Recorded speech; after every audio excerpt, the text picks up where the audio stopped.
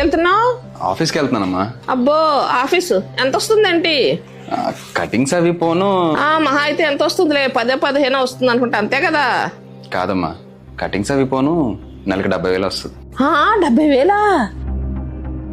బాబు ఇప్పటి వరకు అన్నది ఏం పట్టించుకోకే. మా అబ్బాయి ఇంట్లో ఖాళీగా ఉన్నాడు, మా అబ్బాయికి కూడా మీ కంపెనీలో ఏదైనా ఉద్యోగం ఇప్పించచ్చు కదమ్మా. సరే చూస్తా. సరే బాబు, జాగ్రత్తగా వెళ్ళు. 70,000? ఏంట్రా చాలా రోజులు ఫోన్ చేసావు, ఏంటి సంగతి? ఏం లేదురా, నా పెళ్లి సెట్ అయింది, బాగా గ్రాండ్ గా చేసుకుందాం అనుకుంటున్నాను.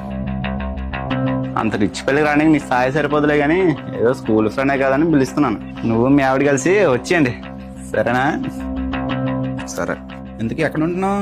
ఇక్కడే విశాలాక్షి నగర్ లో గేటెడ్ కమ్యూనిటీ ఉంది కదా, అక్కడే ఉంటున్నాను. విశాలాక్షి నగర్ లో గేటెడ్ కమ్యూనిటీలోనా? అవును. రెంట్ ఎంతరా? రెంట్ ఏంట్రా, ఇక నా ఓన్ ఫ్లాట్ అది. విశాలాక్షి నగర్ లో ఓన్ హౌసా?